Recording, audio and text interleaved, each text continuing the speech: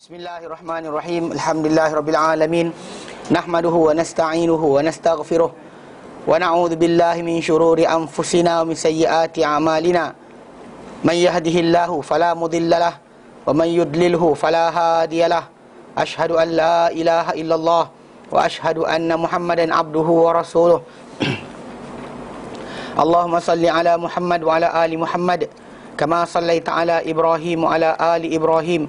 Wa barik ala Muhammad wa ala ali Muhammad kama barakta ala Ibrahim wa ala ali Ibrahim fil alamin innaka Hamidum Majid. Rabbi shrah li sadri wa yassir li amri wahlul 'uqdatam min lisani yafqahu qawli, amma ba'. Alhamdulillah, kita bersyukur kepada Allah kita dapat lagi bersama-sama untuk kita meneruskan kelas pengajian kita berkenaan tata cara penerimaan ilmu dari pendidikan agama dan Islam. Ini kita sampai itu pada bahagian berkenaan dengan usul kedua golongan yang melakukan bid'ah. Itu usul pertama mereka menolak nas yang nyata yang datang daripada mereka. Usul yang mana kalau nas tak kena dengan kehendak mereka, mereka tolak dengan apa tanpa sebarang restriction, tak ada rasa sekatan pun. Kemudian yang kedua adalah kita kata mempermainkan usul-usul pendalilan syariah. Jadi Islam ni ada usul-usul dia. Mereka permainkan usul-usul tersebut dan buat seperti yang kita sebut itu pertama menolak menerima Quran atau kitab, tidak menerima sunnah. Ataupun mereka terima sebahagian nas, tolak sebahagian nas. Bahkan kadang-kadang bukan setakat dua nas yang berbeza, dalam satu teks yang sama, diambil separuh, ditinggal separuh. Kemudian mereka tidak memastikan, mereka berbohong atas nama Rasulullah. Kemudian ataupun tidak memastikan kesahihan nas, tak cek. Kerana itu kita sambil lewa dalam perkara tersebut adalah di antara perkara yang bertentangan dengan asas Ahli Sunnah wal Jamaah, iaitu kita memastikan kesahihan nas. Kemudian yang keempat, menyembunyikan nas. Nas datang sembunyikan. Kalau tak kena dengan apa benda dia nak, disuruh. Kemudian kemudian yang seterusnya, yang kelima adalah mereka menyelewengkan nas dari pengertiannya. Mana maksud nas tadi sama ada dibuang perkataan, tukar terus, atau mereka ambil nas tadi, dia alihkan maksud yang ada tu. Kadang-kadang dia buang perkataan, kadang-kadang dia alihkan maksud, dan ataupun kadang-kadang dia letak ayat ataupun dalil itu bukan pada tempatnya. Macam kita bincang tu orang yang dia kata zikir menari boleh dan sebagainya, dia ambil kisah Ja'far. Bila berkata anta minni wa ana minka, dia seronok lompat-lompat. Betul, dia kata Nabi tak marah pun menunjukkan bahawa zikir lompat boleh. Apa kaitan dia? Kan Umar tumbuk orang pun ada Nabi tak tegur. Kan kita zikir menumbuk. Allah Akbar, Allah Akbar. Kan salah lah. Konsep berkenaan dengan pendalilan tu kena faham. Kemudian yang hari tu kita ambil yang ketujuh, itu berkenaan dengan mereka ketujuh benar tu. Ni menolak hadis ahad. Kita bincangkan menolak hadis ahad dan kita terangkan alhamdulillah hadis ahad tu apa. Faham bukan hadis ahad.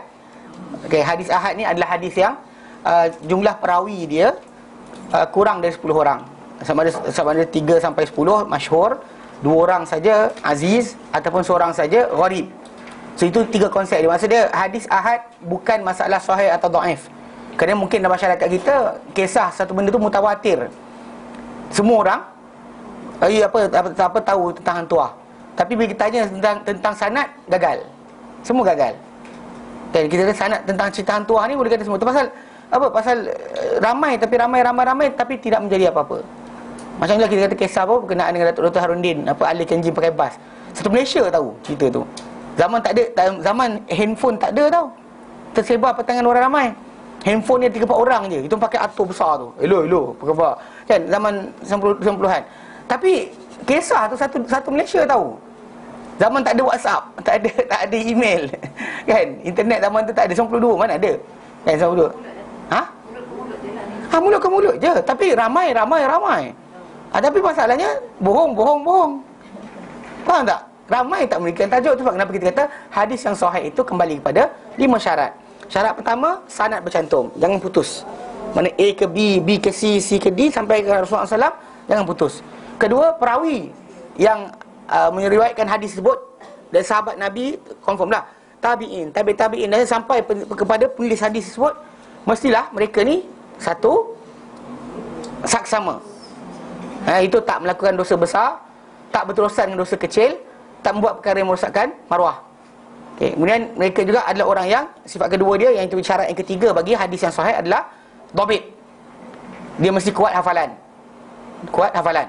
Kemudian yang keempat, syarat tadi adalah hadis tersebut mestilah tidak bertentangan dengan hadis yang lebih kuat daripada dia atau lebih ramai daripada dia. Contoh lafaz dia lain, macam itu kita bincangkan apa lafaz Sahih Muslim yang bila hadis lagi syaz. Syaz maksud dia pelik ataupun bertentangan. Dia bertentangan dengan orang yang lebih kuat daripada dia dan ramai daripada dia. Maksudnya semua riwayat datang dengan lafaz dalam tajuk berkenaan dengan 7 golongan yang Allah payungkan dengan payungannya. Pada payungan bagi payungan Allah Ta'ala. Yang keenam dalam sifat-sifat tersebut adalah rajulun, seorang lelaki tasaddaqa bi sadaqatin, yang bersedekah dengan satu sedekah. La ta'lamu, tidak mengetahui. Yang lain-lain, semua riwayat kita hadis yang lain datang la ta'lamu shimaluhu ma tunfiqu yaminuhu. Tidak mengetahui kiri dia apa diinfak oleh kanan dia. Sahih Muslim saja datang satu lafaz dengan la ta'lamu yaminuhu ma tunfiqu shimaluhu. Maka hadis itu, lafaz itu jadi syaz. Lafaz itu tak boleh kita pakai, kita sebarkan pada orang. Kiri dah kita cara untuk kita bersedekah. Sebab kan bagi sedekah, pasal bagi tentang kiri tu dalam hadis tu tak boleh pakai. Tak jadikan hujah. Pasal apa? Pasal lafaz tu syaz. Jadi yang syarat keempat hadis sahih adalah jangan dia syaz. Itu bertentangan dengan hadis yang lebih kuat atau lebih sahih, lebih kuat, lebih ramai daripada dia. Dia sahih dah. Syarat 1, 2, 3 lepas dah. Tapi syarat keempat, jangan bertentangan dengan yang lebih kuat daripada dia atau lebih ramai daripada dia. Di sini yang dia gagal. Ada banyak contoh lain, tapi kena belajar dengan Ustaz Kabiru Gojek. Ustaz Kabiru dia ajar benda ni. Ya, bukan not only one. Banyak. Lafaz, ada lafaz terbalik. Contoh macam hadis tentang azan, azan pagi. Kita tahu bahawa zaman Rasulullah dahulu azan, dan sampai sekarang masih lagi diamalkan azan 2 kali. Pukul 3.30 pagi sekali, subuh sekali. Sampai sekarang kalau siapa pergi tunaikan umrah ke haji kan dia, pasal azan dah kan, pasal dia azan 2 kali. Itu Nabi buat. Itu sunnah Nabi. Bagi itu dalam mazhab Syafi'i. Syafi'i Malaysia tak buat lah. Okey. Betul kan? Itu mazhab Syafi'i. Tapi masalahnya azan tadi 2 kali. 2 kali? Pasal lafaz saja Nabi kata apa? Nabi kata inna bilalan yu'adzim bil lail. Sesungguhnya Bilal azan waktu malam. Fakulu washrabu, makanlah, minumlah. Eat and drink. Maksudnya kalau kita nak bersahur puasa, selagi mendengar azan Bilal tu, relax makan. Wa idza adzana Ibnu Ummi Maktum, bila azan saja Ibnu Ummi Maktum, fa amsiku, maka tahanlah. Stop. Jangan makan dah. Maksud dia ketika itu dah subuh. Datang satu riwayat kata apa? Terbalik apa? Dia panggil makhluk lah. Ibnu Ummi Maktum azan malam, Bilal azan subuh. Itu yang tu satu je. So, lain semua datang dengan maksud terbalik. Mana Bilal dulu baru Ibnu Maktum. Bilal azan waktu fajar kadhib, Ibnu Maktum azan ketika azan fajar shadiq. So itu dalam semua riwayat. Datang satu riwayat dengan macam tu. Dan walaupun sanad dia lepas, bercantum sanad, perawi dia dipercayai, dia saksama dan juga kuat hafalan. Tapi nombor 4 dia gagal. Okey, itu kita kata Jadi syarat keempat hadis sahih ini. Jumlah perawi tak penting. Jumlah perawi tak penting. Berapa ramai tak kisah. Kalau ramai tapi ada kegagalan. Contoh macam ramai tapi putus sanad. Ramai ni semua putus sanad. Macam kita kisah hantu lah. Semua orang bercerita tentang kisah hantu. Kalau kisah tu bercantum straight, tak apa. Tapi kita punya rujukan hanya kepada Tun Sri Lanang. Orang kita tak tahu cerita ni. Ada tak tahu cerita. Ada tahu. Tapi betul-betul zaman dulu dengar. Kisah ni kita dapat yang kita tahan tua, Tun Perak, daripada seorang penulis hikayat. Dulu dia duduk kat antara Riau dengan Johor Riau. Dia nama Tun Sri Lanang. Dia yang tulis benda ni. Daripada tulisan dia ni lah orang semua duk pakai. Macam cerita Wang Kulit lah. Wang Kulit kan, Wak Dogol. Siapa yang mula-mula sekali wujudkan? Tahu? Wak Dogol? Siapa yang mula kan Wak Dogol datang gitu. Siapa yang mula sekali ada kan? Tak ada siapa tahu. Saya ingat waktu ketika Menteri Besar Kelantan, dia kata apa? Nak buat benda ni kan dilarang. Bila dilarang dia kata apa? Cuba kita tahu Wak Dogol lahir tahun bila. Tak, kita pasal kita tak ada kisah bohong. So Nabi kata wailul lahu, thumma wailul lahu, thumma wailul lahu. Nabi kata kecelakaan lah untuknya orang yang mengada-adakan cerita untuk orang ketawa, lalu dia berbohong. Dia mana maksud dia berbohong, dia menipu. Maka automatik ketika itu Nabi larang. Ini kita masuk cerita tu kes kakak sebut dia pelakon. Saya tak cakap, akak cakap. Saya tak tahu ada pelakon ke tidak. Tapi cerita dia Kan? Dalam kisah tadi maksud dia mereka mengada-adakan kisah untuk memberikan orang ketawa. Tak boleh. Berbohong kan dalam hadis Sunan Tirmizi ni. Mega ke seronok tengok. Tapi masalahnya buat joke yang betul tak apa. Contoh macam joke kawan saya cerita berkenaan orang asli kan, polis tahan kan, dia tak nak berhenti. Dah penuh rancik, dia naik 4 orang dalam satu motor tu. So dia tak salah kan, ya lagi kita terlawak kan, tapi kisah betul. Dah penuh rancik, dia tak bagi polis naik. Pasal apa? Dah penuh dah. Dia ingat polis tahan nak naik juga. Pasal on the way perjalanan dia, kawan dia tahan naik satu tumpang sampai kat polis tu, polis tahan dah penuh. Ya, itu kisah benar. Kisah lain yang benar kawan saya, iaitu yang satu lagi yang kawan saya ceritakan, yang orang asli ni dia masuk kedai. Kawan saya dia masuk kedai kan kat Pahang. Lepas tu orang asli tu datang. Habis dia kata. Habis. Accident tadi. Oh ya ke accident? Apa tu? Aku tak tahu. Langgar, mati semua. Lepas tu kan ada orang tu kata, nak buat macam mana kan? Dia minum. Nak buat macam mana? Kan mulut menyampuk biasa. Yang tengah ramai tu seorang mulut menyampuk. Nak buat macam mana? Malang tak berbau. Tok asli cakap apa? Tak ada bau-baunya, dia langgar je. Kan? Malang tak bau, dia bau, tak ada bau-bau. Memang tak ada bau-bau. Dia cakap betul, tak ada bau-bau, langgar je. Tapi macam lawak macam ni, lawak betul.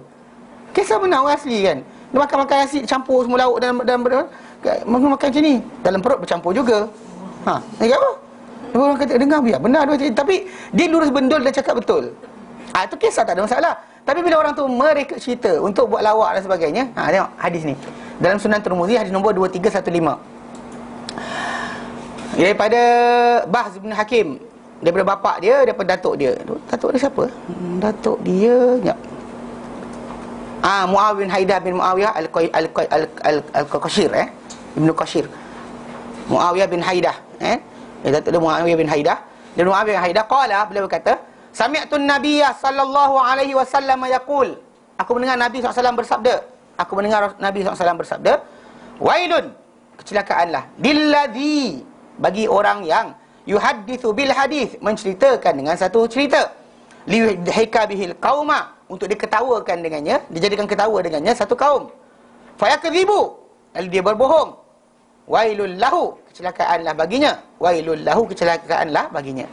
Seriously, boleh Nabi kata kan celaka, atau takkan kita nak kata okey? Maka konsep ni kita kata kena jaga bab berkenaan dengan hatta menjadikan orang ketawa, atau menangis, atau sebagainya, hatta menipu teman Rasulullah pun terlibat macam ni lah. Kita nak orang tu sayang Rasulullah, ceritakan macam dulu dekat TV9 yang dia ada sentuhan kalbu.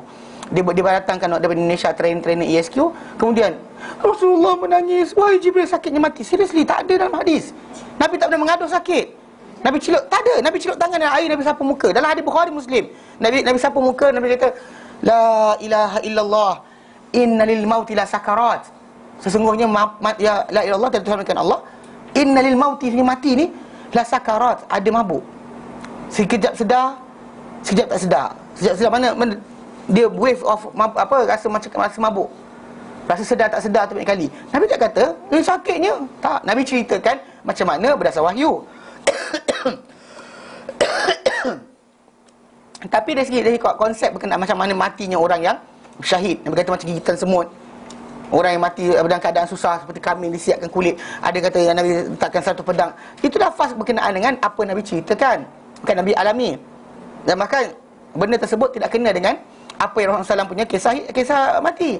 Bahkan dia kata ummati. Tak, tipu.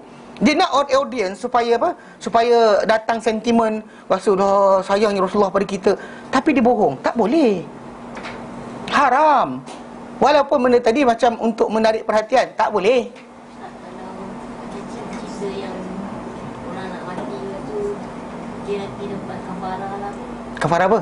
Ya, macam cerita apa? Oh, cerita kerama. Yang mana tu? Cerita apa? Ada cerita tanah kubur? Pukul berapa? Pukul berapa? Soalan pertama pukul berapa? Saya tak ada tengok. Iyalah, cerita tu pukul apa? Pukul berapa? Saya tak ada Astro. Iyalah, cerita tu pukul berapa? Jumaat 7.30. Tak ada, saya tak ada kat rumah. 7.30 tu saya kat luar. On the way pergi, kadang-kadang tengah mengajar, tengah masa maghrib. Ke Putrajaya lah kat mana? Ha? Ulang petang. Mana sempat? Malam-malam. Sebentar saya kat sini. Tengok TV kat mana? Dia repeat banyak. Tak payah kisah. Esok, tahu tu, pertama esok tak ada kat rumah. Kedua, okey, kedua, kisah biasalah orang, manusia. Kan televisyen tu kan, bila cerita-cerita berkenaan dengan apa insaf. Lepas tu kejap lagi lepak atas katil dan selimut lelaki perempuan. Mana halalnya? Kan untuk menggambarkan, tapi untuk real. Pakai baju tidur jarang. Kenapa? Real. Exactly the same macam hidup betul. Gila ke? Ustaz cerita anak kubur tu dia nak buat macam iktibar. Iktibar semua orang. Itu saya kata tadi. Ini untuk ketawa. Yang tu untuk iktibar. Apa beza dia? Jangan bohong lah. Dia ada beza kita beriktibar permisalan. Macam Allah Ta'ala bagi permisalan, perbandingan lain. Kalaulah lain. Kalaulah seperti mana? Contoh macam orang yang berdoa kepada selain Allah Ta'ala, seperti orang yang doa nak minum air, buka tangan. Soalan, ada tak orang minum air buka tangan? Nak cedok air, dia buka tangan dia? Tak ada kan? Tapi ini perbandingan, nak bagi tahu perbandingan. Orang macam ni adalah seperti sekian. Itu dalam Quran Karim datang perbandingan. Jadi tapi untuk katakan macam kedai bawa buku-buku tebal, tak faham apa isi kandungan dia. Itu orang seperti orang-orang yang diberikan kitab, diberikan arahan Tuhan tapi tak laksanakan. Maka dia seperti kedai bawa buku-buku yang tebal. Tapi konsep dia tadilah, mana maksud dia ketawa gelak dan sebagainya, memang tak boleh kita reka atas nama tersebut. Memanglah kita kata nak pengiktibaran dan sebagainya, tapi iktibar dalam Quran tak ada ke? Nah, bahkan lebih besar, barang siapa yang tidak boleh dapat faedah dengan Quran dari segi pengajaran, maka tak ada benda, tak ada faedah untuk dia benda lain. Betul ke balasan-balasan gitu? Tak ada orang mati tak ada kena balasan pun. Pasal balasan sebenar akhirat. Kadang-kadang mungkin mata kita tak nampak orang tu hidup mati macam biasa. Tapi mungkin dalam tempoh 5 saat dia nak mati tu, dia rasa bertahun diseksa kat situ. Dia rasa kepayahan, dahaga dan sebagainya. Tak ada, tak semestinya. Tak ada, mati biasa je. Mao Zedong kan, punya jahat. Kita kata dia, dah serius, Mao Zedong puluh juta kerana komunisme. Saya kata banyak orang tak tahu kisah ni. Komunisme naik ke dunia ni kan. Kalau parti sosialis tu anak beranak dia lah. Kalau kat Malaysia dia parti sosialis, itu anak beranak dia. Okey, fahaman dia Mao Zedong dan sebagainya, dia apa, Karl Marx. Mao Zedong ketika dia memerintah, dia punya percaturan politik dia yang dia buat untuk rakyat dia, korang semua kena tanam pokok, semua kena buat sekian. Akhirnya rakyat dia mati 60 juta, tahu tak? 60 juta rakyat dia mati kebuluran. Kerana apa? Makanan tak cukup. Kenapa? Sebab bohong. Dia sibuk kononnya fikirkan kalau kita contoh macam kalau seorang boleh pecahkan batu dalam masa 3 jam atau 5 jam, 1 meter kemampuan dia. Kalau letak 2 orang, dapat 2, 3. Dia nampak macam tu.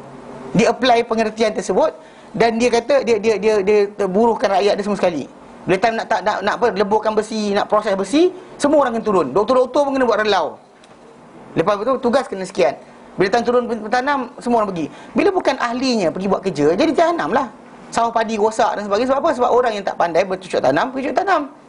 Orang suruh buat masuk air, dia pergi main tangkap ikan. Contoh kan. Dia tak tahu apa benda penting. Dia ada beza ketekunan orang. Contoh macam kalau kita tak kerti betulkan handphone, kita bagi pada ustaz tu, auzubillah minasyaitanirrajim. Tak boleh handphone tu baik dengan sebab dia baca ayat kursi dan sebagainya. Faham tak? Jadi konsep dia pada ahli, dia try. Perbuatan dia telah menyebabkan 60 juta rakyat Cina mati ketika tu. Dan apa di Rusia pula. Macam Stalin, Joseph Stalin, 40 juta. Dia ambil resource negara, dia sibuk untuk buat nyawa dan sebagainya. Buat nyawa, dia upah kepada apa, dia tugaskan seorang ahli sains nama dia Alexander Oparin untuk buat nyawa. Dia bagi semua resource kat situ. Kemudian dia buat try untuk tanam gandum di Siberia. Saya kata sini, kan evolusi, dia percaya evolusi kan. So maksud dia kalau gandum tu sering kena sejuk, lama-lama dia tahan sejuk. So, jadi dia try nak tanam gandum dekat Siberia. Luas tu dia kata. Sekali gagal. Tapi kegagalan dia tadi menghabiskan duit pada tempat tak sepatutnya, yang kebulur rakyat dia. 40 juta mati kebuluran, tahu tak? Ada pernah dibincangkan? Tak ada kan? Mana pernah Islam ke apa peperangan agama kat dunia ni mati puluh juta macam tu? Not once dalam dunia ni. Hatta agama yang paling teruk sekali kat dunia, kita panggil agama Buddha ke, agama Hindu ke, yang sesat gila kan, yang tajuk dia agama lah, tidak pernah bunuh puluhan juta macam tu. Tapi bila manusia gunakan akal atau menggunakan apa, teori dan sebagainya, yang rekaan mereka sendiri, ni hasilnya. Tapi tak di-highlight kan. Puluhan juta mati tu semua senyap je. Tak ada salah. Biasalah manusia try and error. Tapi kalau Tuhan salah, ni Tuhan bagi hukum, ni tengok Tuhan tak reti. Nampak tak? Dia kononnya konon, tapi masalah tadi agama sesat. Memang sesat lah. Cuma konsep ni puluhan juta. Even ketika Renaissance dulu pun, kita kata puluhan ribu, tak sampai puluhan juta. Puluhan ribu zaman Renaissance ataupun zaman ketika gereja tangkap orang belajar sains dan sebagainya, tak sampai peringkat juta. Puluhan ribu sahaja. Kalau kita nak katakan, tapi saya kata tak sokong gereja. Nak bagi tahu bahawa dengan teori agama tadi, dengan asas agama tadi, pembunuhan tu tak sebagaimana yang berlaku macam tu. Macam Perang Dunia Pertama, agama mana terlibat? Tak ada agama. Perang Dunia Kedua, Hiroshima dan Nagasaki, agama apa terlibat? Tak ada agama. Ini perang tanpa agama sebenarnya. Sebab bila orang tu kata tengok peperangan dunia kerana agama, dia kena tengok balik. Perang dunia ni sebenarnya jadi sebab apa? Pakatan NATO dan Warsaw, apa? Sebab agama. Mana ada agama? No religion at all. Jadi konsep macam kita boleh berdasar dia kan, kisah-kisah yang apa kita kata kisah orang tu tibar mati. Masa itu punya mayat kan, diorang siap-siap embam kemudian sekian, ada lagi sampai sekarang. Lagi tengok ada. Joseph Stalin, Karl Marx, mayat mereka disimpan. Kita tengok, tenangnya mereka kawit mati kan. Kita tak tahu kesengsaraan dia, pasal roh dia yang kena. Pasal manusia boleh try, you can try everything. Hatta Fir'aun punya jasad dan sebagainya diawet. Bang kau ni nak awet lah. Tapi masalah mayat dia tadi kena siksa ataupun roh dia kena di alam barzah, kena hukuman Allah Ta'ala, dihempas oleh malaikat, dihimpitkan dan sebagainya. Itu tetap berlaku. Pasal bila manusia disibukkan tentang negatif kisah-kisah macam tu, bila tak jadi apa-apa, tak jadi apa-apa pun kan, dia buat jahat tak jadi apa-apa. Jadi pasal orang tu tunggu karma. Sedangkan dalam Islam karma tak ada. Pasal Allah Ta'ala boleh ampunkan kita kosong, tanpa balasan balik kan, atau kita boleh sangkut dengan satu dosa je. Lain semua baik kita buat, satu dosa kita sangkut dengan orang, hutang, tak lepas. Tak ada macam karma yang ini tolong anjing, tolong sekian, lepaskan kita daripada benda tadi. Takkan. Karma ni maksud dia dan dia kata what comes around go around.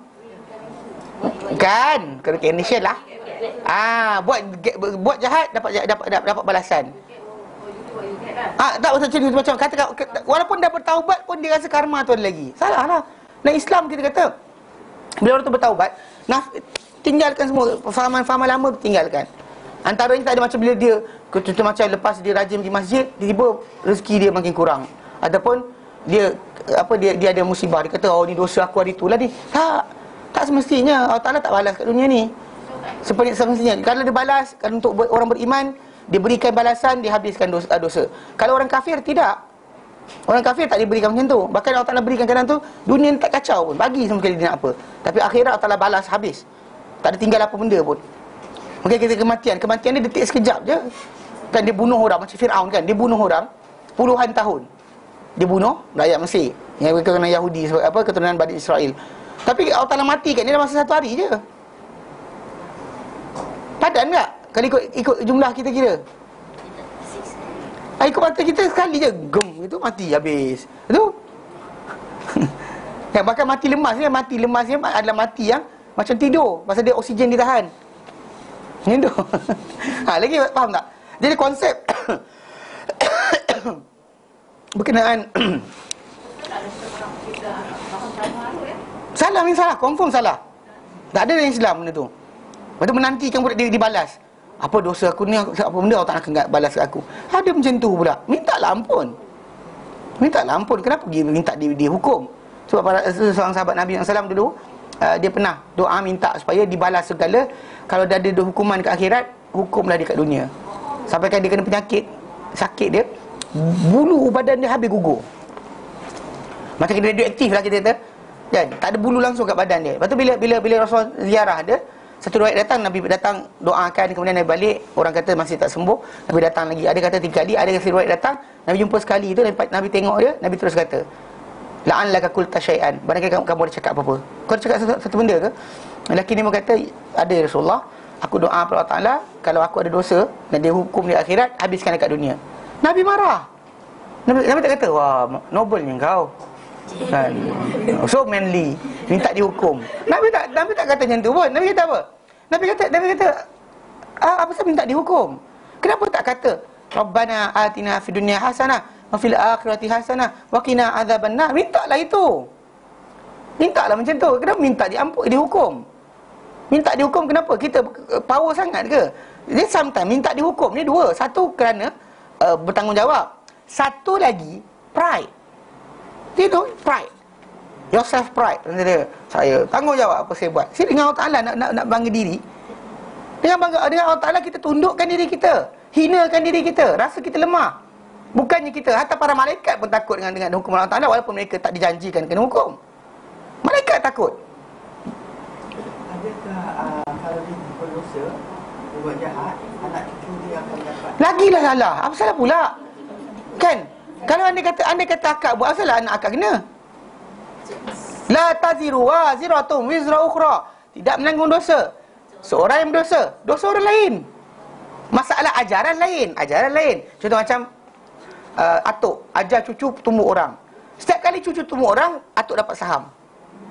Macam kita ajar anak kita buang sampah ikut tingkap. Kemudian anak kita buat, dapat saham. Atau cucu buat, dapat saham. Kita dapat saham mengajar, dia panggil. Saham mengajar ni tak perlu kaitan keluarga. Nenek ajar, mak tak ajar. Mana? Kenapa cakap nenek? Saya tak kata akak, saya kata orang lain. Ni contoh saya bagi. Maksudnya kalau diajar oleh atuk nenek atau mak bapak ajar, kan ajar buang sampah ajar sekian. Even ajaran. Jadi kalau kita contoh macam kita guru budak semayang kat masjid kan, kita jangan buat bising. So budak tu diam, tak buat bising, dan kemudian dia faham macam tu dan dia ajar anak dia pula, dia buat lagi, kita dapat saham. Itu tak kira kita punya anak beranak. It's not about kita punya relationship dengan orang tu. Maksudnya kita ajar, dia tiru. Kan? Contoh kita masuk highway, kita bagi isyarat. Orang nampak, orang ikut juga kita. Kita dapat ajaran yang baik. Itu sunnah yang tauladan yang baik tu. Silap dia ikut kan Ustaz? Macam mana? Kita silap buat. Kalau silap, kena betulkan balik lah. Tak tahu benar. Tak kira lah. Itu kita, kalau kita dah tersilap macam tu, kita minta ampun pula. Ya Allah, aku silap pada itu. Minta ampun kepada Allah Ta'ala. Jangan pula kekal. Dah berdosa, tu buat benda. Lapar makan, dahaga minum. Berdosa, mintalah ampun. Yang berguling kat tengok televisyen buat apa? Kan? Iktibar. Salah lah. Betul tak? Mana kita Islam ini mudah sebenarnya. Mana just go to the solution. Apa dia? Kalau dia kata kamu dosa, Allah Ta'ala kata apa? Innallaha yaghfiru dzunuba jami'a. Allah Ta'ala mengampunkan dosa semua sekali. Hatta yang kita tak intention ke, tak unintentionally ke, semua sekali Allah Ta'ala ampunkan. Allah Ta'ala ampunkan dosa semua sekali. Itu dia ijtihad dalam Quran Karim. Sebab bila kita belajar sifat Allah Ta'ala, belajar ikut Quran, jangan ikut falsafah. Ikut falsafah kita akan sesat. Ikut falsafah kita akan macam tak cukup lagi Allah Ta'ala punya firman. Dia kata firman Allah Ta'ala, dia dah bagi tahu, dia ampunkan dosa seluruhnya. Lepas tu kita kata, tapi yang dosa buang sampah dekat highway tadi macam mana? Seluruhnya. Jami'ah. Innallaha yaghfiru dzunuba jami'ah. Semua sekali dosa dia akan ampunkan. Ustaz, dosa dengan orang lain. Kalaulah sekiranya, okey, itu sebab kenapa? Dalam hadis Nabi SAW datang, kita kadang-kadang kita baca satu hadis, Nabi SAW nyatakan berkenaan di hari syurga nanti, hari akhirat nanti, ada orang tu dia nak tuntut daripada seorang lagi. Ya? Nak tuntut seorang lagi. Lepas tu dia minta ketika tu dia minta supaya apa? Dia tuntut supaya apa benda dekat dunia lah. Yang kawan ni pula, yang ni kalau dituntut apa yang berlaku pada dia dahulu, yang dibuat pada orang ni dahulu kat dunia, confirm masuk neraka. Tiba-tiba dalam keadaan berkenaan, Allah Ta'ala perlihatkan untuk kepada ni yang menuntut ni satu istana dalam syurga. Lepas tu dia pun kata, ya Allah, istana siapa tu? Allah Ta'ala kata, itu untuk hamba-Ku yang mengampunkan saudaranya. Lepas tu dia kata, ya Allah, aku maafkanlah dia. Maafkan dia. Okey. Lepas tu dia pun kata macam Allah Ta'ala kata apa? Allah Ta'ala kata, ambillah tangan saudara kau, masuklah kau dalam syurga bersama dengan dia. Okey. Dalam kisah ni tadi, orang baca kes apa? pahala mengampunkan saudara dia, atau berlepas diri daripada masalah hak. Tetapi orang tak nampak yang ini dapat keselamatan dengan sebab apa? Aturan Allah. Aturan Allah itu aturan Allah Ta'ala. Macam je kisah yang lelaki yang bunuh 100 orang tu. Bunuh 100 orang. Tapi janganlah pula dengar cerita ni, oh yang tu lantakkanlah. Orang tak nak mampu kau. Dia pergi cakap itu. Tak boleh lah macam tu. Salah lah pula. Maksudnya kita kadang kena ada, kita down ourselves. Tapi kita minta maaf. Dia tak nak ke tidak, terpulang kepada Allah Ta'ala. Itu bukan kerja kita. Kan, dia kata tunggulah di akhirat nanti. Tapi Allah Ta'ala boleh lepaskan kita dengan cara dia. Dulu lepas. Tapi kisah sekarang ni, yang ini menuntut, yang ini dituntut. Tapi dalam kisah berkenaan, yang ini patut dah kena dah. Tapi macam mana boleh terlepas? Ihsan Allah, belas kasihan Allah Ta'ala, rahmat Allah Ta'ala kat atas diri dia. Yang penting minta maaf. Salah minta maaf. Ada orang bunuh 1 orang tu, ada orang tanya, Ustaz, habis tu 1 orang tu Allah Ta'ala lepaskan dia bunuh 1 orang, 100 people dibunuh. Lepas tu tiba-tiba dilepaskan. Habis macam tu, macam mana hak keluarga dia? Orang terkata kepada saya kata sebelum orang yang dibunuh tadi, orang yang dibunuh ramai tu, sebelum orang tu dikira sebagai anak seseorang, bapa seseorang, suami seseorang, isteri seseorang sebagainya, dia sebelum dia punya panggil apa, title yang dia ada tadi, dia mula sekali adalah apa? Makhluk Allah. The one yang paling berhak menuntut berkenaan dengan apa jadi pada dia adalah Allah. Maka kalau kita kat dunia ada benda kita tak tahu pun orang tipu kita, tapi orang tu tipu kita, yang akan tuntut bagi pihak kita adalah Allah. Walaupun kita tak tahu. Sebab kenapa orang menipu orang, jangan cakap saya tipu dia tapi dia tak tahu. Tak apa kot. Tak. Kalau kita tipu dia, dia tak tahu sekalipun, Allah akan tuntut balik. Sebab kenapa bila orang itu seorang yang beriman, tahu hari akhirat punya apa keadaan tajuk ini, dia akan takut untuk buat salah pada orang. Sebab orang satu dia buat salah, walaupun orang tu tak tahu, ya ke? Orang tu ya ke? Dia blur. Dia bukan bila dia blur, kita boleh tipu dia. Pasal kalau kita tipu dia sekalipun, hatta kita tipu tu orang gila. Orang gila kita tipu. Mana tahu benda. Tapi kat akhir Allah akan tuntutkan bagi pihak dia. Itu dia kata sebelum apa-apa, sebelum seorang manusia tu menjadi title kepada anak seseorang, bapa seseorang, isteri seseorang, suami seseorang sebagainya, dia memula sekali adalah hak Allah Ta'ala, hamba Allah Ta'ala. Yang sebab itu yang tuntut memula sekali Allah Ta'ala. Dan boleh melepaskan hak tadi, yang memula sekali adalah Allah. Allah Ta'ala lepaskan, Allah Ta'ala lepaskanlah. So itu orang yang bunuh 1 orang tadi, tidak dikata pada dia habis engkau mati. Tak ada. Bukan seorang, 1 orang tuntut darah. Tapi bila Allah Ta'ala nak lepaskan, Allah Ta'ala lepaskan. Pasal tak ada siapa boleh menghalang benda tersebut. Dengan orang tersebut kita akan cakap apa kita, kesilapan kita. Tapi dalam masa sama, kalau dia tak nak, dia degil. Kan ada orang kan dia degil, tak nak maafkan. Dia nak tak nak maafkan dia tanpa syarat. Dia nak maafkan orang, tak ada, kena syarat banyak. Awak lompat dulu, guling-guling dari satu padang, pamping 100, baru saya maafkan awak. Macam-macam benda dia minta. Dengan Allah Ta'ala tak ada pula. Ya Allah, ampunkanlah dosa aku, janganlah kau kira sikit pun. Macam tu. Dengan orang see you in court. Tak, menuntut hak lain. Jangan salah faham tak? Menuntut hak itu menuntut Islam. Nabi SAW menyatakan hadis yang sahih, unsur akhaka zaliman aw mazluma, bantulah saudara kamu yang zalim atau yang dizalimi. Para sahabat kata, ya Rasulullah, kami tahu nak bantu orang yang dizalimi. Apa hal pula dengan orang yang menzalimi? Nabi kata, kamu sekat dia daripada perbuatan dia menzalimi orang, itulah dia pertolongan kamu untuk dia. We help him atau her by stopping dia daripada buat zalim. Dan cara stop zalim tadi antaranya bila dia ambil hak kita. Kita tuntut hak kita balik. See you in court tadi bukan dengan kita nak guling kau biar bankrupt, bukan. Supaya apa? Supaya jangan sampai dia buat hak dosa kepada orang tanpa sedar. Tu je. Kita tak sekat dia. Jangan sampai makan haram. Tu tajuk dia. Tak apa tuntut, tapi jangan tanpa marah. Tu. Without anger. Kan? Tuntut. Betul. Bila dia minum lagi. Betul? See you in court. Betul. Faham tak? Jangan marah, jangan benci, tapi kita minta. Tuntutan hak tak salah. Ya, tuntut hak, tuntut, tapi tanpa marah. Tanpa marah. Buat baik lagi, ajak datang rumah. Okay. Tapi jumpa dengan court, dengan court, court business is business. Itulah. Kan? Family, business. Itu saja dia. Tapi tak salah. Bangsa dia tuntut tidak salah. Hatta dalam hadis Nabi SAW, pertuntutan di antara para sahabat tentang tanah dan sebagainya, Nabi taklah kata kepada orang tu, kau tak payah mintalah. Nabi peringatkan siapa yang tuntut hak orang, makan harta haram, yes, Nabi peringatkan. Tapi orang yang menuntut, Nabi tak kata dia, udahlah. Nabi tak kata itu. Nabi benarkan dia tuntut. Nabi suruh dia berhujah. Tapi lepas hujah-hujah dibuat, Nabi berkata, aku hanya manusia, aku mendengar, aku hukum. Aku hanya manusia. Dia kata, barangkali dengan kamu ni ada yang hujah dia lebih sedap, lebih pandai daripada saudara dia. Kata, barang siapa yang aku putuskan untuk dia satu potong tanah daripada tanah saudara dia, atau hak seorang Muslim yang lain, maka sebenarnya aku putuskan dia untuk dia satu potong tanah daripada api neraka. Sebidang tanah dari api neraka sebenarnya. Bukannya dia, memang aku boleh silap masa dia, yang mana hujah kau lagi kuat ni macam, tapi kalau aku bagi dia hak bukan hak dia, maka ketahuilah, dia tahulah, orang tuan punya badan tahu benda tu bukan hak ke tidak.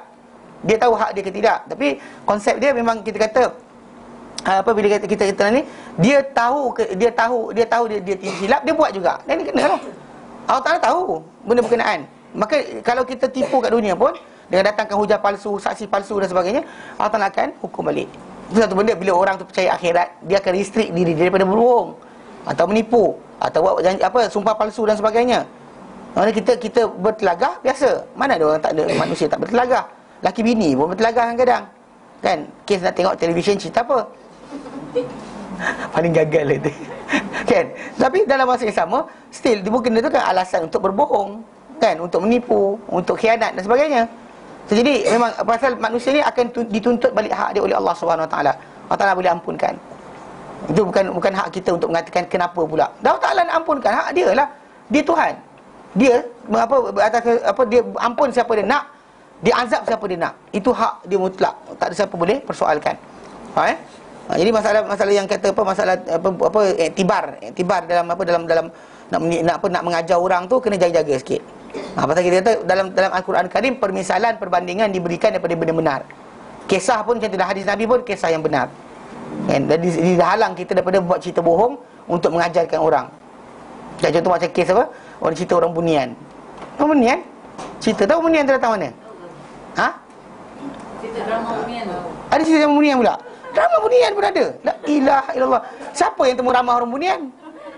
Okey, orang asli kita buat cerita boleh tanya orang asli cari hidup mana. Bunian dapat mana? Macam-macam pelik manusia zaman kita sekarang ni. Saka lah, apalah. Kan? Bunian moden pun ada. Bunian moden. Oh, yang moden. Ada abah pakai baju putih, mak baju putih tu.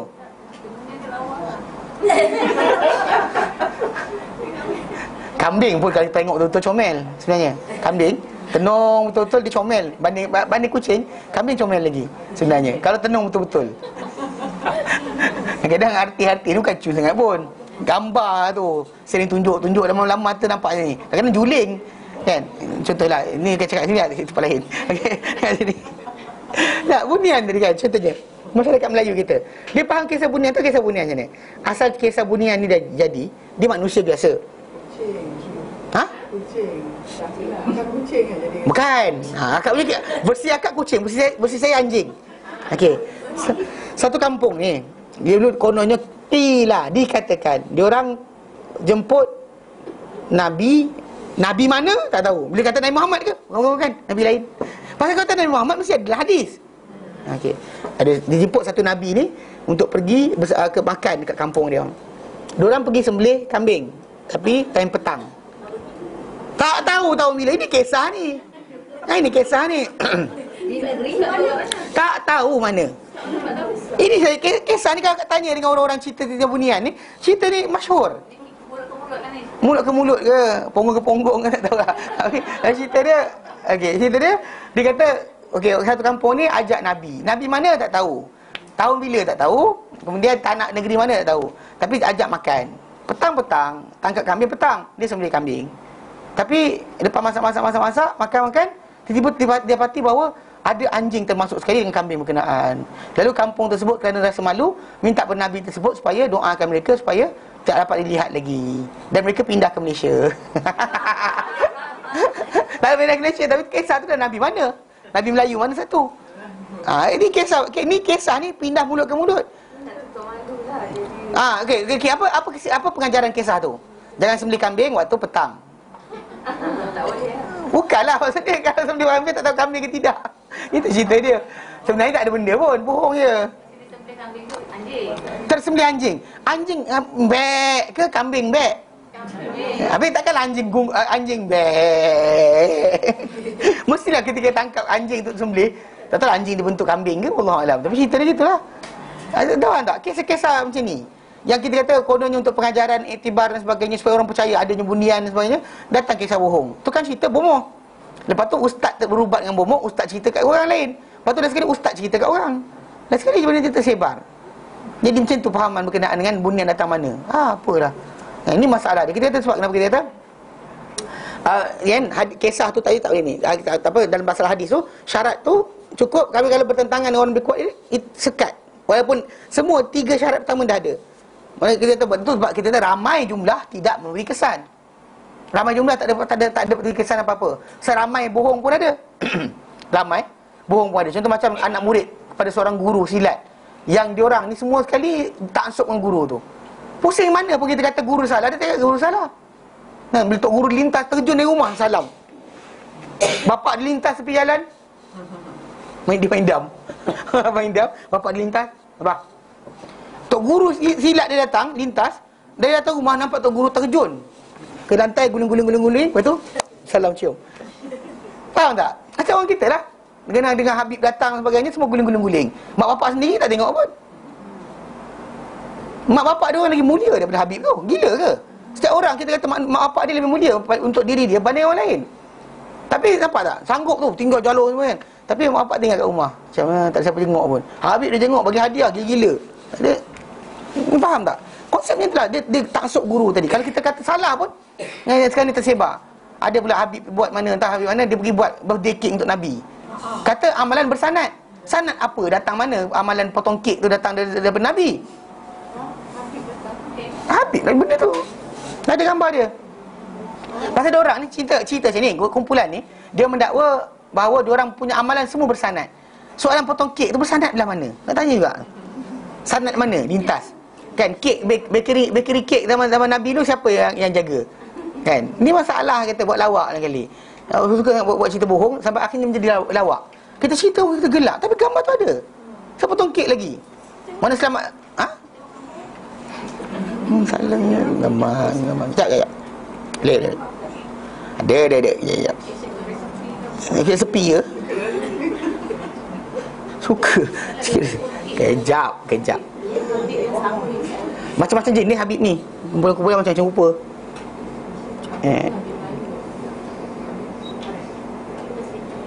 Kejap.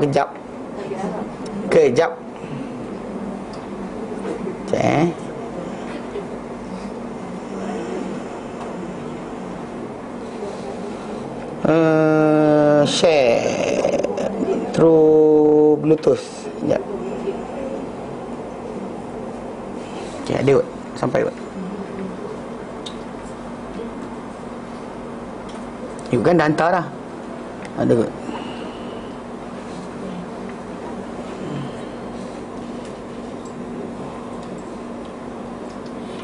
Cek. Mana tempat receive file sini kot.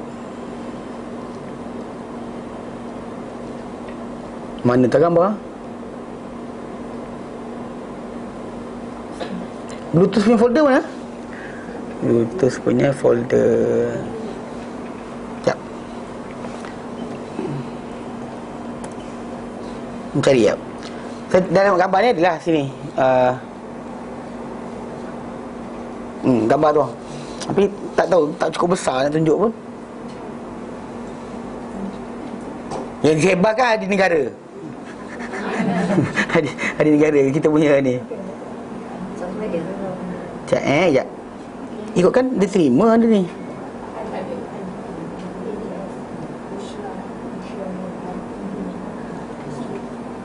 Sekejap ada. Mana entah. Kat mana letak tu.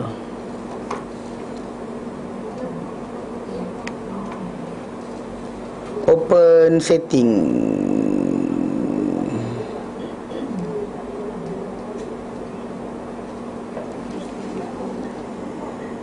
Cek terus. Okey dah. Kat dalam dokumen mana punya? Okey, jap. Ada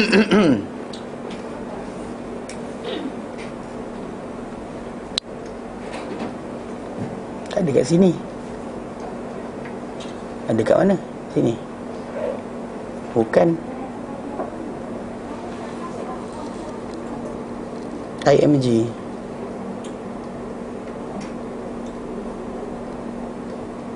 Okay. Finish. Okay, ni lah. Nah, yang kata-kata tu tambahan lah daripada orang yang menukilkan gambar tu. Wah. Sekejap Ada kek.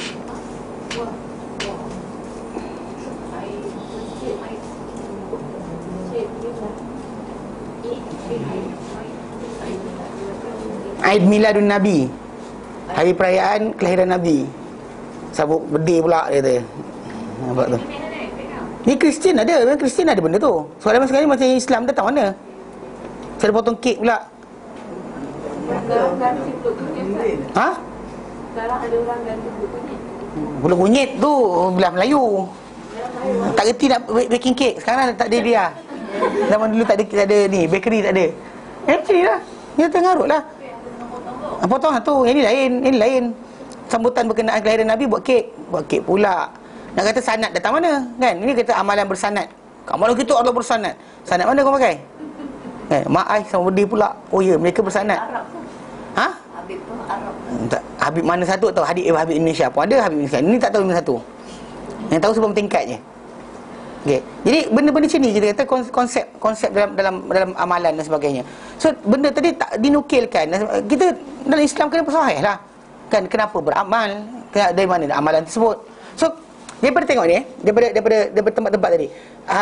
Syarat yang keempat, jangan orang hadis syaz. Yang kelima, hadis sahih tadi mestilah tidak ada kecacatan tersembunyi. Yang tersembunyi ni kita kata hanya ahli hadis saja tahu. Contoh macam A dengan B tinggal sezaman. Seorang dekat Kelantan, seorang dekat Pahang contohnya. Tapi diorang ada diceritakan diorang bercerita, tapi masalahnya diorang tak pernah jumpa. Contohnya macam A ni tak pernah keluar Kelantan, B tak keluar Pahang. So jadi bila datang cerita, benda ni yang diketahui oleh orang yang betul-betul rapat dengan dia je. So benda macam ni kita kata kecacatan tersembunyi yang mungkin tak diketahui. Macam orang A mati, B nampak sama, tapi B mati, A dah mati. Sebab kita tak tahu berkenaan dengan apa masalah apa perkara hadis. Tajuk tarikh lahir, tarikh hidup, pindahan dan sebagainya. Benda tu berperanan dalam menentukan kecacatan tersembunyi yang mungkin tak nampak tapi ahli hadis tahu. Contoh macam apa, kita kes yang ada seorang tu datang jumpa seorang guru untuk ambil hadis. Dia ambil hadis, lepas tu on the way balik, kertas dia bawa salin tadi diterbangkan oleh angin. Sebab tu dia tak patah balik jumpa balik sekali lagi. So jadi lepas tu apa-apa dia cerita daripada guru ni, dia dipercayai, ni dipercayai. Tapi apa-apa dia cerita guru tadi dhaif. Ini kecacatan tersembunyi yang tak ada siapa tahu. Dia doang dia. Dia atau siapa kawan-kawan dia je. Kalau ikut kisah, orang nampak macam bercantum, tapi dia tidak bercantum. Sebab apa? Sebab dia punya tulisan tadi tu dah pun hilang, tak sempat lagi. Kalau dia sempat dah sampaikan dan sebagainya, ya, Nabi ni baru ambil terus terbang. Dia tak patah balik pula nak salin sekali lagi. Dia balik terus. Tak ada memori je lah. Tak bukan memori pun. Kat situ kita kata pasal dia ambil dengan apa? Dengan mungkin kekuatan ingatan dia sebagainya. Orang kenal macam mana dia, mungkin dia ambil dahulu, kemudian dia ambil masa untuk menyampaikan balik. Mungkin macam tu orang dia. Tapi dalam konteks tadi memang memori saja, ya pakai. Tapi dengan pembelajaran. Maksudnya kita hadir dengan guru tadi berulang-ulang kali, baru pakai berkata memori. Ada pun kalau dia kata untuk kita datang ambil kisah, balik sajatan hilang, tak boleh lah. Macam itu macam seorang wartawan. Dia ambil maklumat daripada seorang, salin, kemudian on the way barang dia hilang, kan, beg dia hilang, kemudian dia balik type dia sendiri. Tu masalah sangkut tu. Dia tak ada jadi ada, lupa kan, benda tak sepatut cakap keluar macam itulah. Dan sebab itu kita kata terus automatik dia jadi tak kuat dah. Kalau dia kata dia balik, dia jumpa, dia sampaikan balik, ya. Dia kata dia balik tapi hilang, tape recorder hilang, semua hilang. So lepas tu laporan dia buat daripada mana? Ingatan dia. Dia memang gagal lah. Biasa dia gagal. Faham? Okey. Jadi sememangnya kita hadis-hadis yang ahad ni dia adalah sahih. Cuma jumlah perawi dia kurang daripada yang mutawatir, tu je. Bahkan kita kata ramai itu bukan syarat. Ramai itu bukan syarat. Ramai daripada ramai bukan. Kadang-kadang mungkin apa, kan ramai tapi sifat semua sekali, ada pembohong, ada penipu dan sebagainya, gagal. Ya. 5 syarat untuk hadis sahih ni Ustaz. Ya. Daripada Bukhari dan Muslim ke ataupun semua? Semua ulama. Semua Semua ulama hadis pakai macam tu. Cuma masalah diorang akan timbul tajuk kekuatan hafalan tu kadar mana, akan ada bercanggahan sikit. Macam itu, macam masalah adil kan, masalah saksama. Dosa besar, perkara-perkara merosakkan maruah, ada kata dia jatuh. Macam Imam Syafi'i, dia punya ta'rif bagi orang-orang yang dipanggilkan apa saksama tadi, dia kata orang yang kebaikan dia lebih banyak dari keburukan dia. Tapi benda tu general untuk kita gambarkan. Tapi ini apa, syarat ini dipegang oleh semua ulama hadis. Tak ada seorang pun pakai yang lain. 5 syarat tadi cukup, barulah hadis sahih. Kendian tu Ustaz. Macam mana? Macam hadis daripada Al-Hakim ke Tabarani. Sama, semua sama. Tabrani pun pakai benda sama. Mereka sini dalam masalah menceritakan balik apa dia belajar lain. Banyak orang tak faham, dia kata macam Tirmizi keluarkan. Ada Tirmizi keluarkan hadis dan dia kata hadis ni maudhu'. Dia cakap sendiri hadis ni maudhu'. Hisab by hisab, dia sini cakap. Dia bawa datang ke hadis tadi, pasal tengok apa sebab dikarang kitab tadi. Macam Bukhari Muslim, dia mensyaratkan dalam kitab mereka berdua bahawa dia akan keluarkan hadis yang sahih sahaja. Macam Tabrani, dia akan ambil daripada guru-guru dia. Guru yang pertama kata apa, guru yang kedua dapat hadis mana. Itu apa Mu'jam Tabrani tu, ada kata sahabat Nabi, dia kumpulkan semua sahabat Nabi punya hadis. Awakar punya hadis letak setempat, Osman punya hadis letak setempat. Dia tak syaratkan pada diri dia untuk benda sahih. Bahkan kadang-kadang lepas dia datangkan, dia kata hadis ni tak betul pun ada. Betul, orang cek. Ada pun kadang dia kalau tak cakap, orang lain cek balik lepas tu. So jadi masalah periwayatan lain, masalah pengesahan periwayatan itu lain. Riwayatkan satu benda, menceritakan, bahkan kita tu menceritakan kisah tadi, ada kisah-kisah yang tak sahih pun dinukilkan untuk memberitahu ini yang sering berlaku pada orang ramai.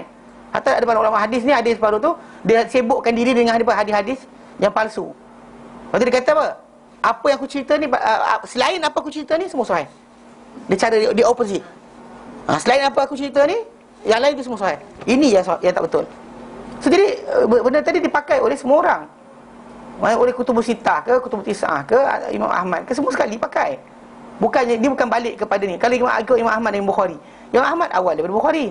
Tapi pensyaratan macam Musnad Ahmad, Imam Ahmad bin Hanbal ketika dia kumpulkan Musnad tadi, dia letakkan kat situ cerita macam Ali bin Abi Talib punya Musnad.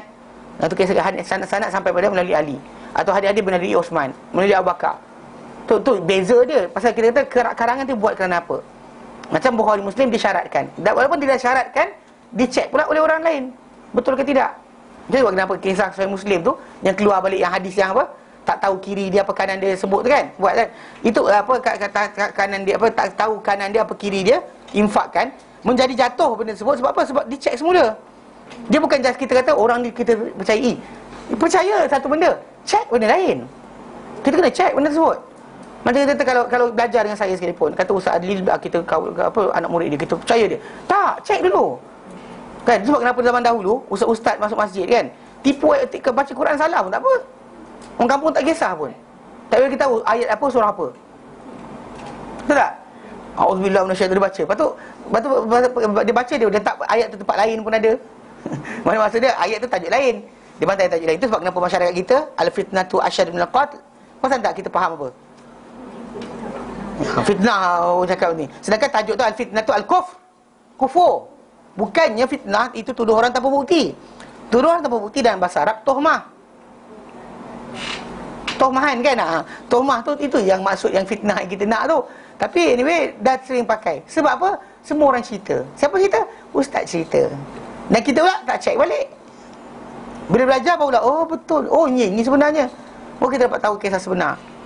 Mereka pasal kita periksa, tak usul periksa balik apa kita terima. Tu kita bincangkan tu ketika bincangkan berkenaan dengan tajuk apa, memastikan kesahihan atau kebenaran satu riwayat. Itu di antara amalan atau perangai ahli sunnah. Kenapa? Sebab macam Imam Malik rahimahullah kata, dia kata sebenarnya urusan ini adalah darah daging kamu. Ni, darah daging kamu. Mengenai inilah kamu akan ditanya hari akhirat nanti. Maka lihatlah daripada siapa kamu ambil agama kamu. Mana kita ambil agama kita dari siapa? Macam ada seorang ada brother ni saya tengok. Dia diceritakan, dia kata, kiai ini paling nombor 1 Ahli Sunnah wal Jamaah. Siapa yang angkat dia?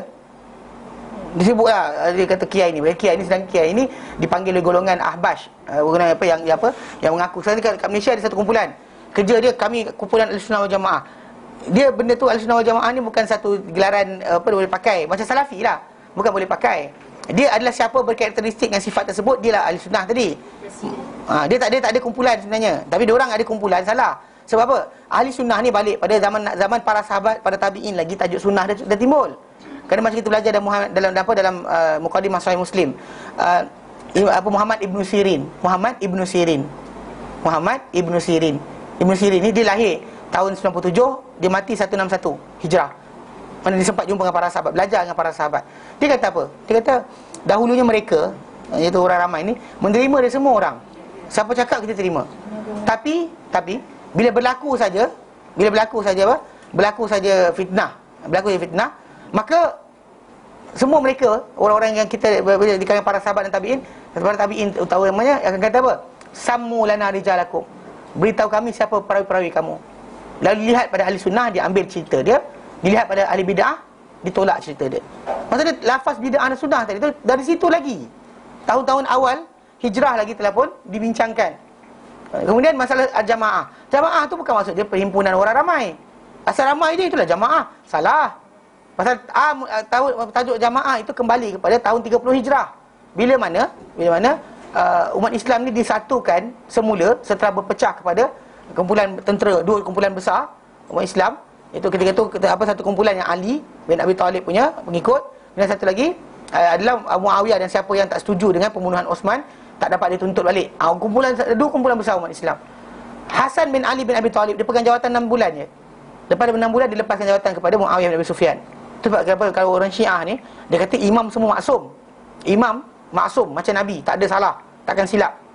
Lepas tu bila kita tanya, tu Hasan bin Ali buat apa je apa tu? Maksudnya kalau Hasan bin Ali buat kerja menyatukan umat Islam, bersatu semua orang di bawah. Maksudnya ketika tu dapat dijadikan apa khalifah ketika tu adalah Muawiyah bin Abi Sufyan, bersatu. Perbuatan dilepaskan jawatan tadi menyebabkan semua orang dia yang puluhan ribu pengikut dia semua menjadi bersatu balik dengan satu kumpulan yang sama. Jika tidak, diorang akan terus mengasingkan diri. Kami hanya terima Hasan saja. Ketika mana dia tu kami terima Ali saja. Tapi bila Hasan bin Ali lepaskan jawatan, umat Islam disatukan, dan tahun tu dipanggil Amul Jamaah. Yang siapa tak terlibat, Khawarij tak terlibat, Syiah tak terlibat, semua kumpulan tak terlibat dengan mereka, semua keluar daripada jamaah. Itu maksud dia. Amul Jamaah ni tahun penyatuan umat Islam. Bukan kita datang, kita ramai, kitalah jamaah. Gila apa? Kan ni kita kata konsep pemakaian pemakaian hujah bukan pada tempatnya. Lain tempat dibincangkan, lain dia baca. Itu kita kata benda ni kena perhatikan betul-betul. Baik, jadi hari tu kita kata macam masalah hadis ahad sering timbul ada orang cuba menolak hadis ahad dengan alasan bahawa hadis ahad ini tidak mutawatir. Sedangkan kita tahu mutawatir atau ahad tadi bukan menjadi syarat, dia cuma bincangkan berkenaan jumlah perawi. Jumlah perawi yang meriwayatkan kisah tersebut. Memang kita kata bila benda jadi mutawatir, dia hampir setaraf dengan Quran. Tapi hadis mutawatir ni yang mana kisah tu ramai lebih 10 orang, tidaklah terlampau banyak untuk diambil itu saja. Macam orang tu kata, saya nak hadis mutawatir je. Dia banyak benda masalah. Hatta contoh macam kalau buat benda kerja tanpa niat, if you want to do something without niat, tak jaga niat, tak ada hal. Siapa tak payah? Tak ada hal. Sebab hadis yang datang untuk kata amalan-amalan hanya dikira dengan niat tu, dan seorang manusia hanya dapat apa yang dia niatkan, hadis itu hadis gharib. Itu maksud dari hadis ahad. Jumlah perawi dia satu je yang dengan saya Nabi. Siapa dia? Umar seorang je dengar, orang lain tak dengar. Bukan dia tak dengar, orang lain dia seorang ceritakan balik. Sometimes bila seorang sahabat dah cerita, seorang lagi yang lain tak cerita dah. Tu tajuk dia cerita, maka lain tak cerita. So dia ceritakan benda berkenaan. So orang ramai belajar daripada dia hadis berkenaan tersebut. Itu hadis tu panggil gharib, tapi hadis tu sahih walaupun dalam riwayat satu. Maka ijma' para ulama berkenaan perkara bahawa niat kita yang tak betul, salah niat, maka amalan takkan diterima. Betul. Tapi sumber dia hadis yang gharib, bukan hadis mutawatir pun. Kalau nak mutawatir dia tak kisahlah.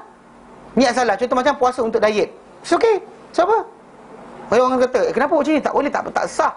Amal ibadat menyebabkan Allah Ta'ala saja. Apa dalil? Ni hadis sekian-sekian.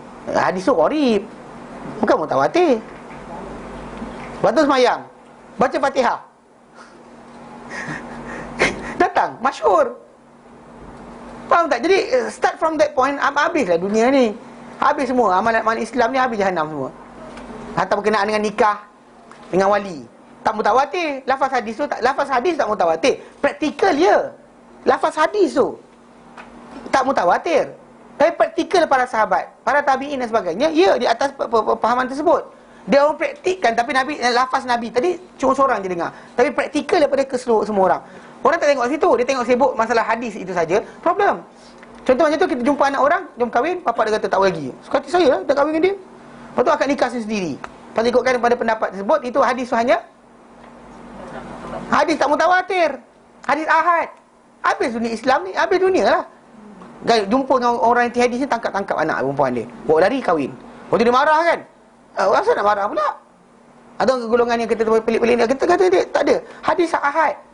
Hadis ahad je masalah hukum ni. Kan, ini hukum ni hadis ahad. Apa masalah dia? Bab akidah kita boleh buang, bab amal lagi lah boleh. Betul tak? Akidah kita buang, tolak sesaan kubur, tolak berkenaan dengan banyak perkara. Alam barzah tu ditolak oleh mereka golongan ni. Alasan kerana apa? Tidak mutawatir. Kita kata buatlah benda. Banyak benda boleh buat kat dia orang macam ni. Banyak benda dalil-dalil yang datang kan, berkenaan dengan tajuk cara praktis Islam itu kebanyakannya adalah hadis-hadis yang masyhur. Itu nama dia masyhur. Sebab jumlah ada perawi dia 3 sampai 10 tu memang banyak. Hadis yang macam tu adalah paling banyak. Mutawatir sikit, gharib boleh tahan banyaknya. Kemudian yang kita kata yang inilah yang aziz, payah, sukar. Mutawatir tak adalah banyak sangat. Jadi konsep itu kita jaga. Banyak orang kita kata dalam masyarakat kita ni dia salah faham berkenaan mutawatir ataupun ahad. Ahad ini ada 3 bentuk: gharib, aziz, masyhur. Tapi semuanya adalah sahih kalau cukup syarat yang 5. Mutawatir tu sendiri pun macam tu juga, kalau cukup syarat yang 5. Kalau banyak jalan periwayatan tapi semuanya gagal, gagal lah. Yang ini putus, yang ini tak sambung dan sebagainya. Tapi ramai orang ceritakan, ramai diceritakan, tapi putus semua sekali. Tak boleh lah. Tetap dia dikatakan para sahabat 70 orang kisah tu, tapi semuanya putus. Kan, daripada Abu Bakar semua putus. Tak cukup syarat-syarat lain-lain. Maka masalah lah. Sanad tak bercantum ke dan sebagainya. Walaupun ramai sahabat Nabi, kita ada soalan, cantum ke? Kan? Dan berkata cantum tak? Perawi hadis tu macam mana? Adakah dia saksama dan juga kuat hafalan? Lepas tu ada tak? Maksudnya ada tak lagi bertentangan dengan sesama taraf dengan dia, ada kuat daripada dia? Kan? Betul. Maksudnya kita akan bincang kat situ pada 5 syarat tadi. Biarpun jumlah perawi itu ramai, itu bukan syarat. Faham? Syarat dia bukan kepada masalah jumlah. Dia masalah apa? 5 perkara tu. Jelas? Okey. Baik, sesungguhnya telah menolak penustaan ini, yang perbuatan apa nak pakai apa hadis mutawatir saja tak sabit, bahkan benda ni menjadi hujah untuk golongan zindik untuk memamaikan Islam. Jadi sesungguhnya telah menolak penustaan ini sejak awal lagi ramai di kalangan ahli ilmu dan imam sunnah. Mereka menjelaskan percanggahannya dengan petunjuk syarak, akal dan juga kesepakatan ummah. Barangkali di antara yang awal membentangkan penolakan terhadap pelaku bid'ah dalam bab ini adalah Imam Syafi'i. Dalam kitab beliau, 2 kitab beliau yang agung, itu apa? Ar-Risalah dan juga dan 2 kitab berkenaan, Imam Syafi'i telah menegur tentang tajuk ini. Okey. Kemudian dijelaskan apa kesalahan orang yang hanya nak berpegang dengan hadis mutawatir, tidak pegang pada hadis ahad.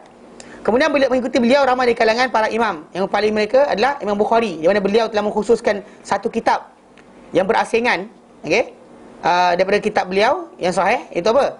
Beliau namakan akhbar ahad. Mana khabar-khabar yang ahad dia datangkan. Beliau nyatakan dalamnya sebilangan hadis yang menunjukkan kepada wajib beramal dengan hadis-hadis yang ahad dalam akidah dan hukum.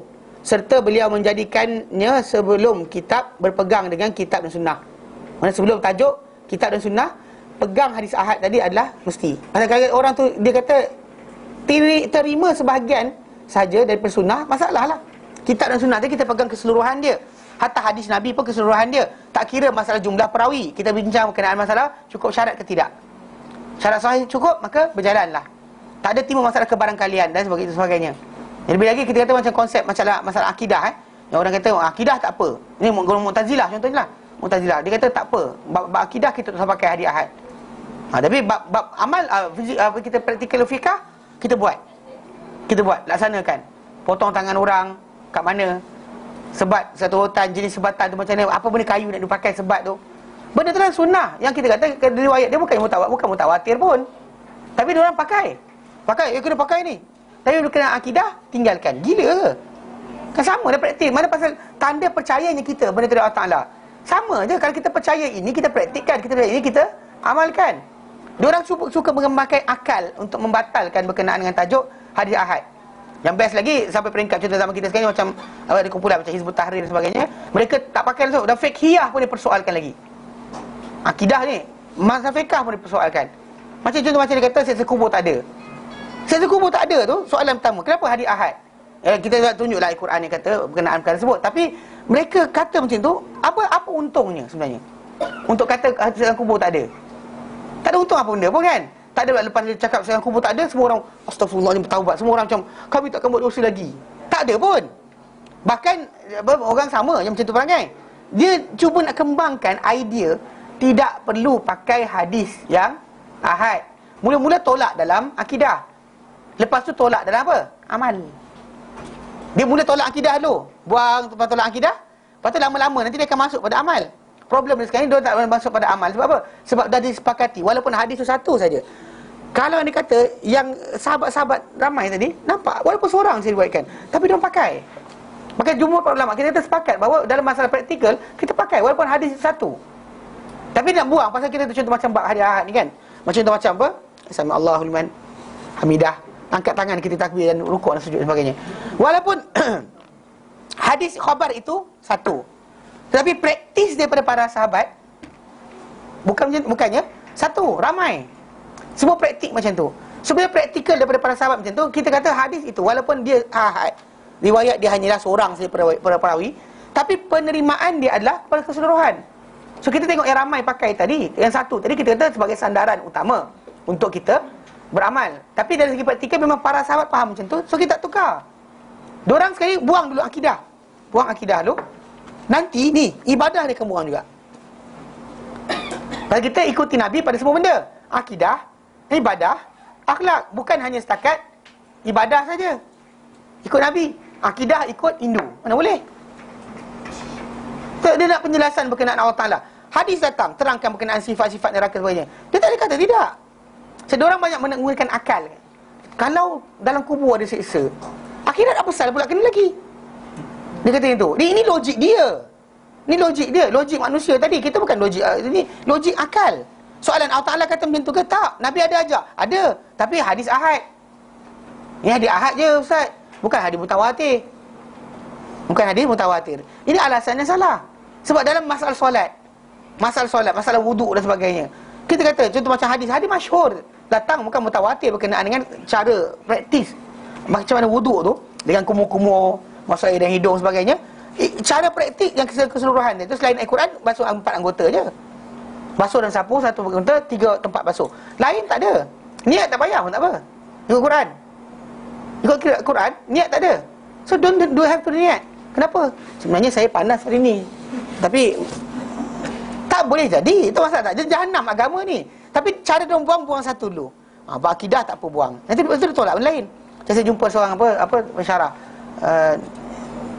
Tak sebut nama lah. Sebut nama kan orang syahid jumpa. Okey. Dia datang Yaman. Dia datang ke Rumah Persatuan. Kita ingatkan dia ni nak menceritakan berkenaan dengan tajuk. Dia kata tajuk dia, saya nak sebut sikit tentang sains dan juga lah Islam kata.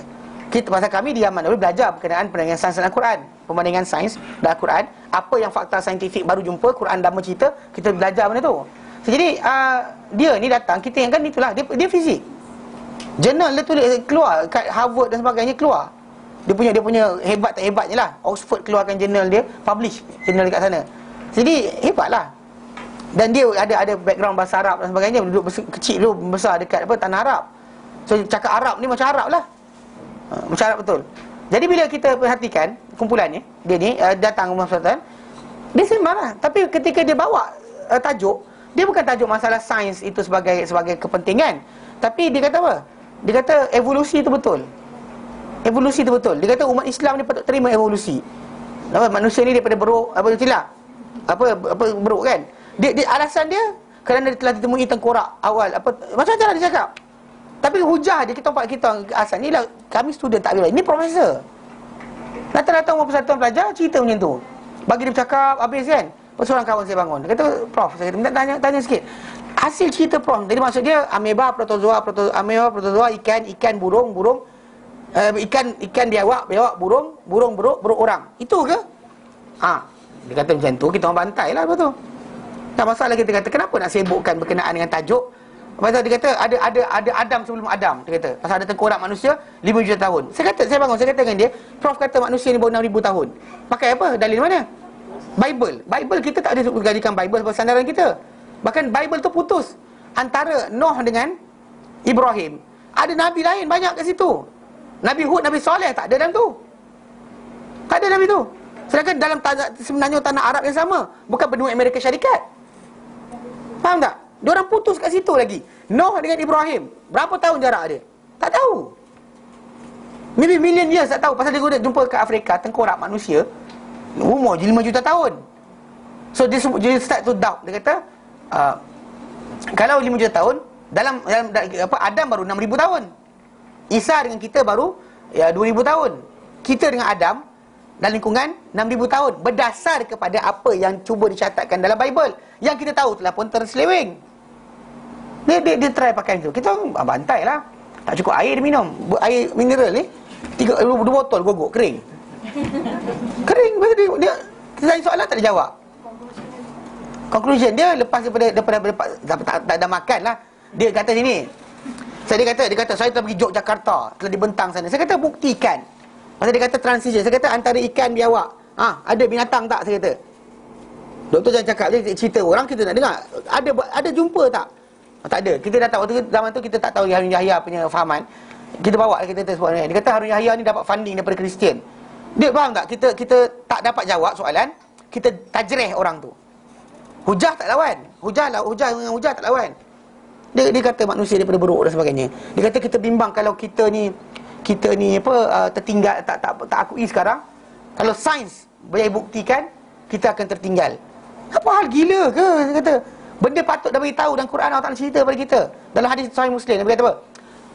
Khuliqatil malaikatu min nur. Telah ceritakan para malaikat daripada cahaya. Wa khuliqal jan min marjim min nar. Diciptakan jin daripada lidah api, daripada api yang menyala. Wa khuliqa Adam, dan dijadikan Adam kama wusifalakum, macam dicerita pada kamu. Dia kata apa? Dia kata khalaqa fasawwa. Dia kata khalaqa, Allah ceritakan Adam, fasawwa, lalu air ciptaan. Sawwa tu berapa lama dia kata. Dia tak nak bincang macam tu. Dia tak bantai cukup. Lepas dia kata nanti kita bimbang nanti habis ni kita serah pada orang kafir je lah. Saya kata bukan kita serah, Allah Ta'ala yang bagi. Dia kata kenapa? Saya kata buka surah Fussilat, ayat yang terakhir surah Fussilat. Dan surah Fussilat tak kata apa?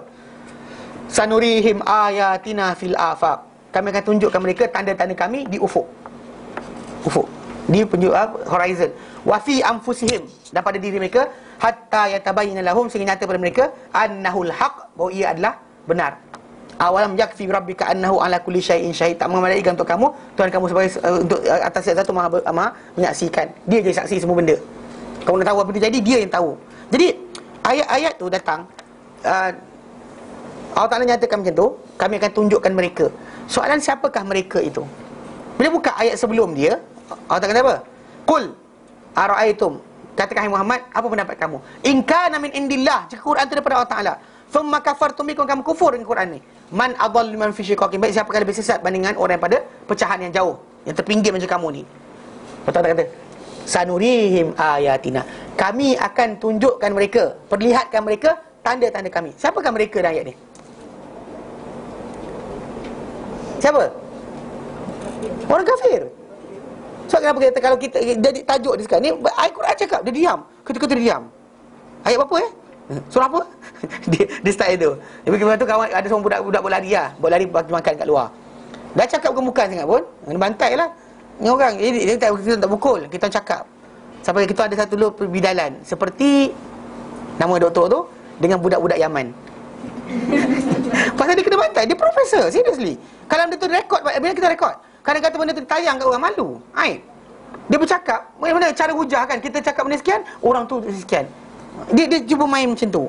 Saya telah hadir. Saya minta pada dia paperwork yang dia katakan kononnya dia pergi Yogyakarta, membuktikan betul teori evolusi dan sebagainya. Saya kata hantarlah. Tak hantar pun. Kan tak hantar pun. Itu kita kata konsep cakap semua orang boleh. Kan memang dia profesor, tapi masalahnya masalah hujah tu apa? Kalau benda tu penting, Allah Ta'ala ajar pada kita dalam Quran. Allah Ta'ala tak ajar kita, kecuali Allah Ta'ala kata Adam dari tanah. Habis kat situ. Datang dia tak ada. Adam cipta elok ciptaan.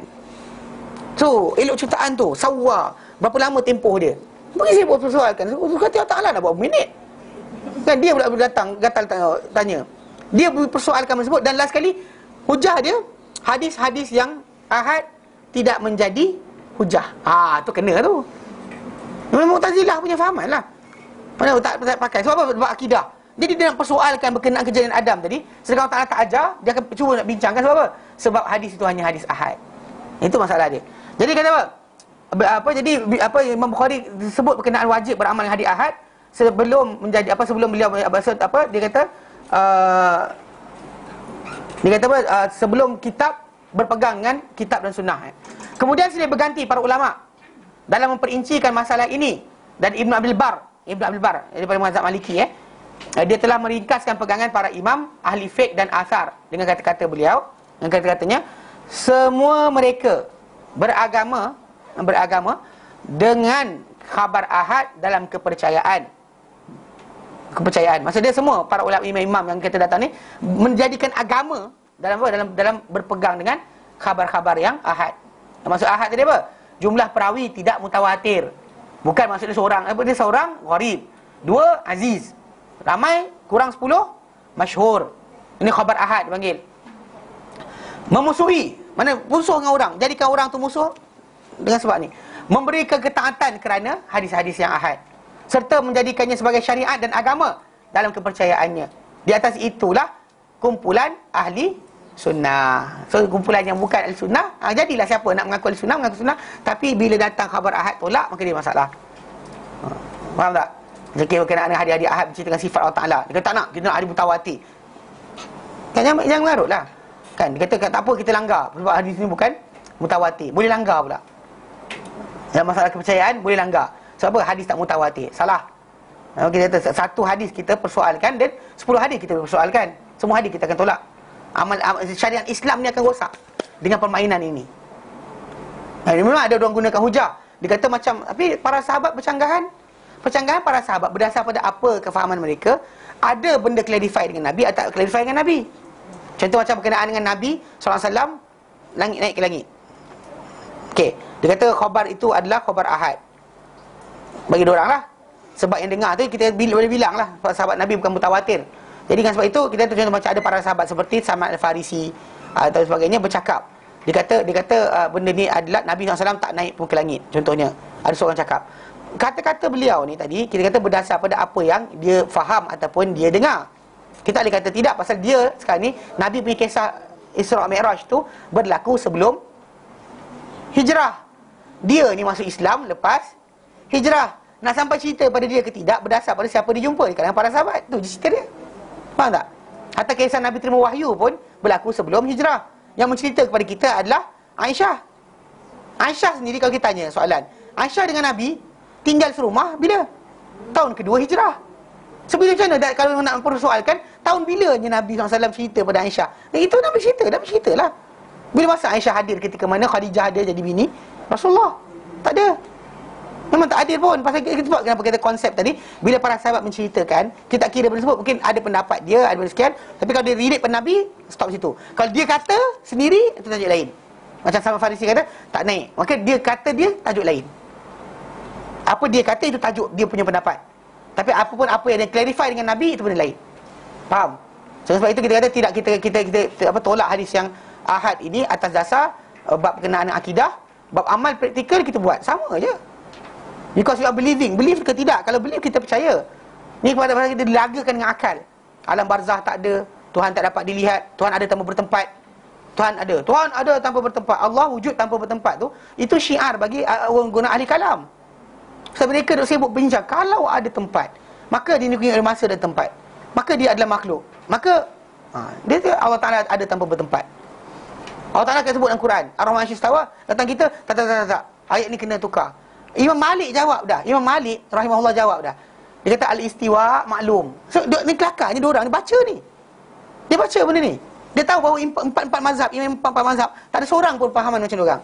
Kumpulan yang kita Ahbas ni, yang kata tengok sekarang ni Ahlussunnah wal Jamaah. Dia kata Ahlussunnah wal Jamaah tu. Kumpulan ni kumpulan yang tak ada kaitan pun dengan Ahlussunnah wal Jamaah. Aswaja apa tak nama. Diorang ni kalau tuan perhatikan, dia punya sebutan kan. Dia sebut benda tu. Imam Malik terangkan, tengok masalah berkenaan istiwa. Imam Malik kata apa? Diorang tahu jawapan ni. Imam Malik kata al-istiwa maklum. Istiwa tu maklum. Engkau tahu, aku tahu, semua orang tahu. Sedia maklum pengertian dia. Tapi bila kata pengenalan Allah Ta'ala, tajuk istiwa ni, wal kaifiyah majhul. Cara dia majhul. Sebab apa? Allah Ta'ala laisa kamitslihi syai'. Kau tak ada bandingkan dengan siapa. Wal imanu bihi wajib. Iman dengan benda tu adalah wajib. Mana kita akan sebut ayat tersebut sesuai dengan apa yang layak kepada Allah Ta'ala. Iman bihi wajib. Was-su'alu anhu bid'ah. Soal mengenai tajuk ni adalah bid'ah. Kumpulan ni duk main benda tu lah. Dia guling-guling, golek-golek berkenaan tajuk apa? Tajuk Allah Ta'ala di mana, Allah Ta'ala di mana. Tak ada cerita lain. Ini kita bagi saya, benda ni jaga-jaga sikit. Zaman sekarang ni, orang-orang yang datang kumpulan mengaku Ahlussunnah ni, dia tak ikut sunnah pun sebenarnya. Bahkan dalam beramal dengan hadis pun, tak ikut hadis pun. Dia cakap dengan dia pakai akal dia. Dia pakai logik akal dia, tak pakai pun hadis Nabi SAW. Dia pusing dah macam mana nak pusing. So jaga bab ni. Okay, baik, kita berhenti kat sini, kita sambung kemudian. Wallahu a'lam. Wassallallahu ala sayyidina Muhammad. Wassalamualaikum warahmatullahi wabarakatuh. Assalamualaikum warahmatullahi wabarakatuh. Assalamualaikum warahmatullahi wabarakatuh.